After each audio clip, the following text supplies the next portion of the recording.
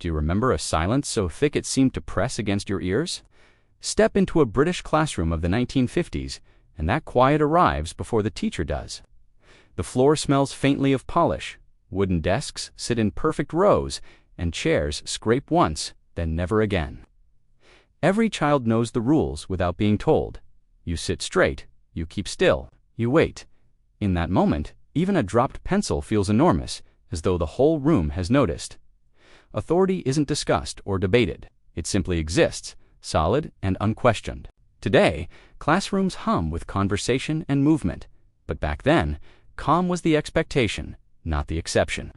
What feels startling now was once completely ordinary, part of the rhythm of school days across Britain. And it's only when we look back that we realize just how different that world really was, and why it came to be that way. To understand that silence, we have to remember the Britain that built it. The early 1950s were not a gentle time. The country was still stitching itself back together after years of hardship, and order mattered deeply. Schools were not just places of learning, they were training grounds for life ahead. Children were expected to grow into dependable workers, punctual clerks, steady hands on factory floors, and reliable members of society. Discipline was seen as preparation, not punishment. Classrooms reflected the wider world outside the gates. Factories ran on timetables, offices prized neatness and hierarchy, and national institutions valued obedience and routine. It's easy to forget how closely schools mirrored these environments. Bells signaled movement, lines were straight, and instructions were followed without question. Emotional restraint was admired. Keeping feelings to yourself was considered a strength, not a concern. Today, schools talk openly about confidence, well-being, and self-expression. Back then, the priority was resilience and respect. Teachers carried authority because society asked them to. Parents rarely challenged decisions, trusting the system to shape character as well as minds. From our modern perspective, it can feel rigid, even cold. But within its time, it made sense. Britain needed stability, predictability, and shared rules to move forward. And it was inside those orderly classrooms that a generation learned what the country expected of them. Those lessons lingered long after school days ended, quietly shaping attitudes to work, authority, and community, setting the stage for everything that followed. Next, in the decades ahead nationally, a typical school day in the 1950s began long before lessons did. It started outside, with children lining up in neat rows, shoes polished, uniforms tidy, eyes forward. There was a correct way to stand, a correct way to wait, and everyone knew it. Talking was minimal. You learned quickly that attention was expected from the very first moment. Inside the classroom, routine ruled everything. Desks faced the front, backs straight, hands placed where they could be seen. Teachers were not simply instructors, they were figures of absolute authority. Their word carried weight, not because it was loud, but because it was final. Instructions were followed instantly, without negotiation or explanation. Today, we talk about dialogue and choice. Back then, clarity came from certainty. If someone stepped out of line, the moment lingered. Public correction carried an emotional weight that traveled through the room. It wasn't just about one child, it reminded everyone else of the boundaries. You felt it in your stomach, even if you weren't involved. Over time, those feelings settled into habit. What began as nerves slowly became routine, and that's something often forgotten. Most children adapted quickly. The rules became normal, almost invisible. You learned when to speak, when to stay silent, how to move, how to sit, how to exist within the space. Fear, respect, and routine blurred together until they were hard to separate. Many pupils wouldn't have named it as fear at all. It was simply how school worked. Break times offered brief relief, though even then, order remained close by. The bell didn't just mark time, it controlled it. When it rang, you moved. When it rang again, you stopped.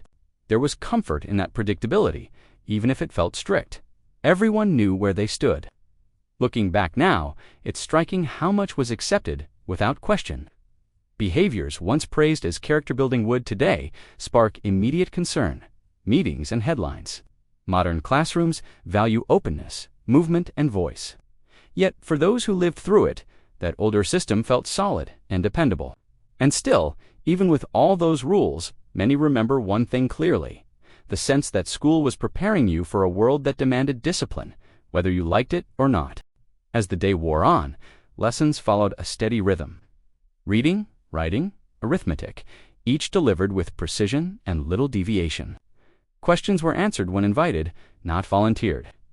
Praise was rare and therefore powerful, while disappointment carried a heavier sting. You became skilled at reading the room, sensing approval or disapproval in a raised eyebrow or a pause. By home time, many children felt a quiet exhaustion that went beyond lessons learned, yet they returned the next morning and did it all again, rarely questioning why. It was simply understood that school was not meant to be comfortable. It was meant to shape you.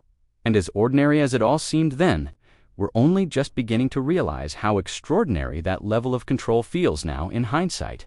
Across generations today, school was teaching far more than spelling and sums, even if no one ever said it aloud. Beneath the timetable ran a quieter lesson about resilience, obedience, and emotional control. You learned how to keep your feelings in check, how to wait your turn, how to accept decisions without protest.